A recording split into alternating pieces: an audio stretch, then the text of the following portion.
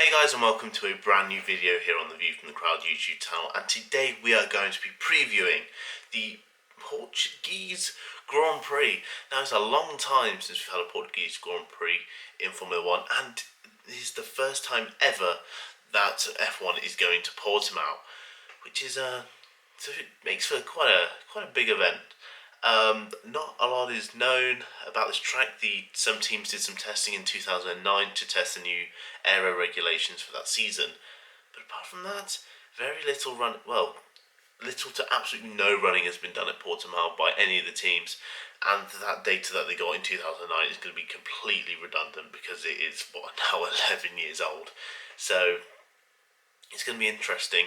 Teams are going to have to make sure that they're quick out on Friday, make sure they get their setups done quickly, and try and get to grips with this track as soon as possible if they have any hope of winning this race. But before we get into me previewing this weekend, big news broke today. I'm recording this on Thursday, hopefully it should go out on the same day, but it's been announced that Kevin Magnussen and Romain Grosjean will be leaving Haas at the end of this season, which is huge because for a while now I've been speculating whether it would just be Grosjean going, whether it be, and who would take that seat, whether Kevin will be staying.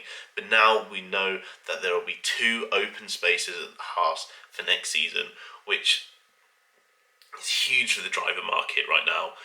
We've seen that potentially George Russell could be losing his seat at Williams with Perez taking that seat, but with this seat opening at Haas, I think George Russell might be breathing a sigh of relief, because I think Sergio Perez or maybe Nico Hülkenberg could be heading towards Haas. Of course, you've got Ferrari young drivers, and Nikita Mazepin, whose dad is very heavily invested in Haas, may be looking to get his son in that seat. So it could make things really interesting. Of course, we'll see over the next few weeks and months who will take those seats, but there's a lot of speculation going around, and at the moment I really have no idea who is going to take that seat. But if my best guess, I think it's going to be Nico Hülkenberg and Nikita Mazepin, because Mazepin is going to bring a lot of money into that team, and Hülkenberg is just the great driver that we've seen all season. So it definitely does make things very interesting in the driver market. So with that done, let's get straight into this weekend, and we'll start with the current dominators of Formula 1, Mercedes, who can actually win the Constructors' title this weekend. They need to outscore Red Bull by 40 points, which does seem very unlikely. It would probably mean that Mercedes have to finish 1-2, with Red Bull, one of the Red Bulls not scoring any points, and the other Red Bull being probably about 10th or 9th. So it's a bit of a tall order, but it's definitely possible, and it just shows, with the only few races that we've done this season, it's incredible that Mercedes are going to win it so early, and I think they'll definitely be wanting to push for a 1-2 this weekend, especially after such a poor performance from Bottas last weekend. It wasn't exactly his fault, but they'll make sure that their car is reliable and they can get both cars over the finish line. Lewis Hamilton will be wanting to push on for win number 92 to surpass Schumacher's record. He did an amazing job at the Eiffel Grand Prix, and I have no reason to suspect that he won't be putting in the same effort for this race. Now on to Red Bull. This track could be one that suits them. It's a very Catalonia-esque track, and we saw back in Spain that, and of course last weekend, that the Red Bull is very quick. And we're only saying that because Mercedes actually announced that they've stopped developing their car, and this was ages ago. Not even like they've just stopped developing this W11. They stopped it a good few months ago. Therefore, Red Bull are going to be closer because they're constantly upgrading their car, and they will be wanting to get as many race victories as possible. So expect Red Bull to try and be quick. It's a technical track, and I think Max could really get the most out of this, and it's the perfect chance for Alex Albon to really, pick up the misery that was the Eiffel Grand Prix, build himself back up again, and hopefully get a good result. Now on to Racing Point. We could be expecting them to do fairly well. However, they've been a bit sort of up and down. Lance Stroll will be returning this weekend, despite actually testing positive for COVID-19 at the Eiffel Grand Prix. Yet we were told it was a stomach bug of some sort. Proper shady stuff from Racing Point. It was also announced by race fans that Lawrence Stroll as well tested positive for COVID. So yeah, some weird stuff going on at Racing Point, but Lance Stroll has been given a negative test, therefore he should be in the car this weekend. But if for some weird reason that either Perez or Stroll won't be in the car, I'm sure Nico Hulkenberg has booked a hotel in the Algarve for this weekend, just on the off chance that he's called up to drive yet again. Now on to McLaren. Tough time at Eiffel Grand Prix. Lando Norris retired. Carlos Sainz was not looking that great with the upgrades that they'd brought. And I think it's going to be yet again another poor race from McLaren. They're changing so much on that car. They've sort of really redeveloped this car mid-season, and at the moment it's caused them to completely stall while Racing Point and Renault are really pushing on and getting to grips with their cars. Which is a shame because we thought we were going to have this really tight three-way battle, but at the moment McLaren just seem to be falling off, and they need to hopefully get a good result this weekend. Is what they're going to need to boost their confidence for the rest of this season. But it's just, we don't know at the moment. If these upgrades aren't going to work, then they're going to have another poor weekend. But fingers crossed that Lando Norris and Carlos Sainz can do well. It's just a matter of whether or not this car is going to perform around Portimao, whether they can get the setup right. As I said at the start of this video, the same thing with all the teams is they need to get out running on Friday as soon as, get as much information as they can. I'm sure they've done plenty of simulator work, before this race. They've had 2 weeks, but that data can be irrelevant if when they go to the track is completely different. So it'd be interesting to see what McLaren do, but for sure they need to be getting higher up the grid. Talking of teams that can be definitely a threat to McLaren, Renault are looking incredibly quick at the moment. Daniel Ricciardo got that third place in the Eiffel Grand Prix, and he'll be wanting to push on. Esteban Ocon didn't have the greatest race, and now seeing that his teammate got a podium, he'll be wanting to, get up as far as possible. It's been a bit of a poor season from Esteban Ocon from, well, certainly my point of view.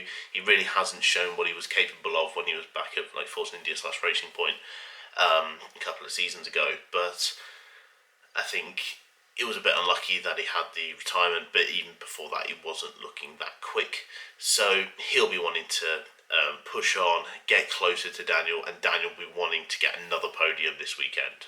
Now on to Ferrari. There are a lot of high-speed aspects to this track, a lot more than there are at the Nürburgring, and I think we could see Ferrari struggle once again. Leclerc pulled a mammoth performance to get that car so far up at the Eiffel Grand Prix, but of course that pace quickly faded and he dropped down the order. But it could be another tough one.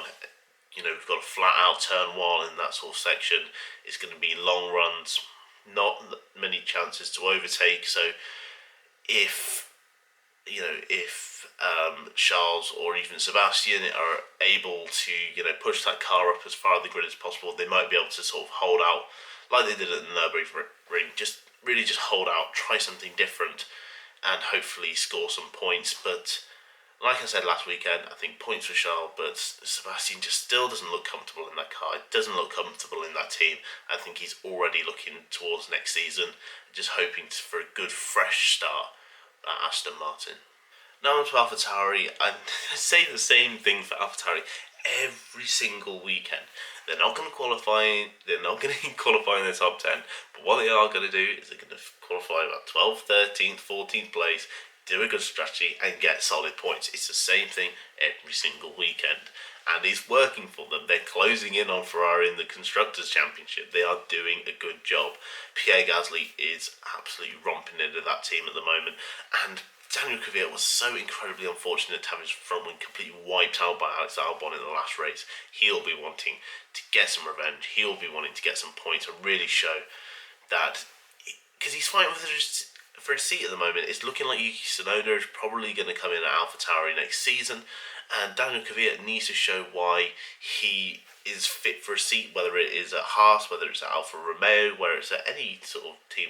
Well, those are the only two teams that he's likely to get in. But the rest of the season needs to be solid from Kvyat, and hopefully we'll see another great performance from him this weekend, because he's been such a consistent, solid driver this season. He's really not put too many foot wrong, but it's just when you're being completely outdone by your teammate who got a race win this season, it just starts to look a little bad. Now on to the Ferrari customer calamity teams. There's just not much you can say. Haas, of course, with these two drivers, they'll be now wanting to give it all, knowing that it's their last season in Haas. For Grosjean, it's probably going to be his last season in Formula 1. Kevin Magnussen, he'll be definitely wanting to keep space for him, but at the moment he's just not really shown much. So at the moment he'll be pushing hard to try and get a seat somewhere.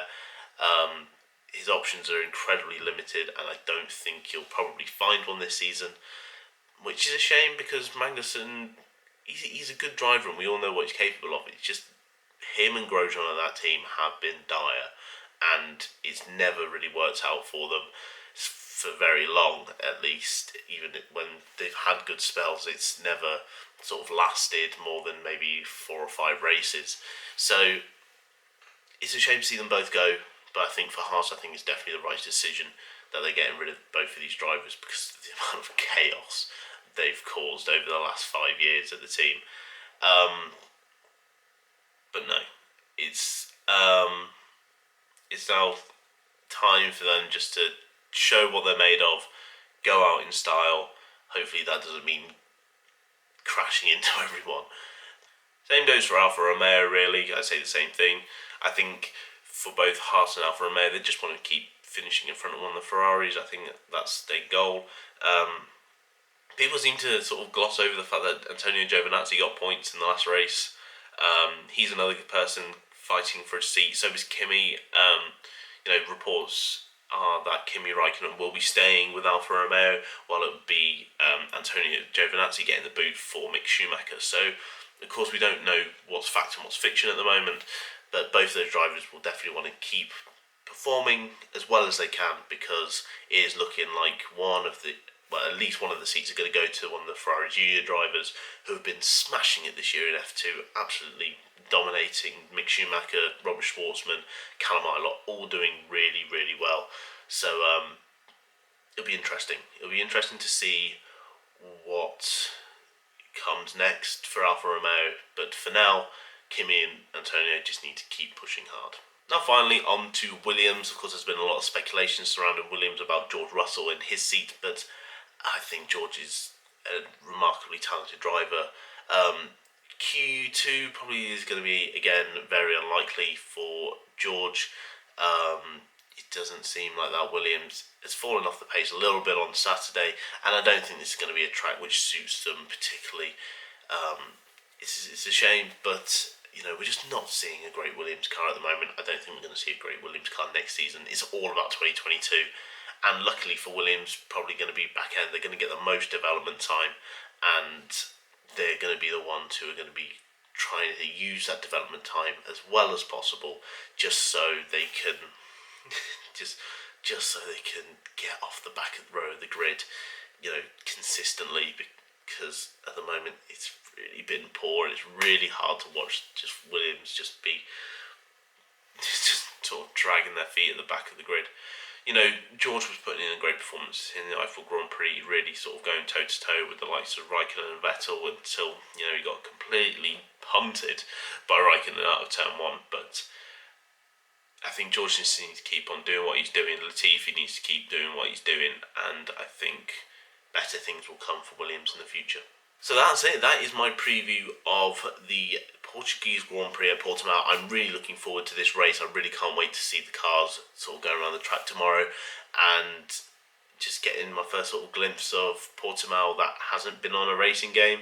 The only time I've ever sort of seen the Portimao track was when I was playing Project Cars, and even then, driving around it in like a Formula Rookie car doesn't give you the impression of what the track is all about. So I do look forward to it. It's like Mugello.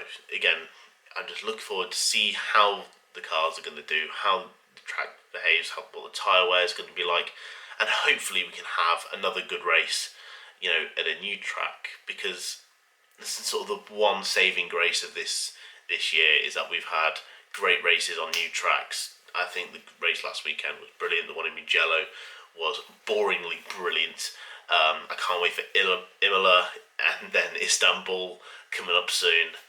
Yeah, I think it's another exciting race for Formula One fans, and I, for one, cannot wait. So guys, that's all from me. If you're new here, make sure to hit the subscribe button. If you did like this video, make sure to leave a like. If you don't follow my blog at all, the link for that is down in the description. With all this sport going on, there's definitely a lot more content coming out on there. I've already previewed this race on the Grid Talk podcast, so make sure to check that out. I'll leave the description to my preview that I did with them down in the description below. Make sure to check them out, follow them on Spotify or Google Podcast or whatever, just to get all the latest sort of podcasts that they're doing. They're really good. I know, coming from me who's on it, but they're really good, and I think you should definitely check them out. So guys, that's been all from me. Thank you so much for watching. My name's Louis Edwards. Thank you, and goodbye.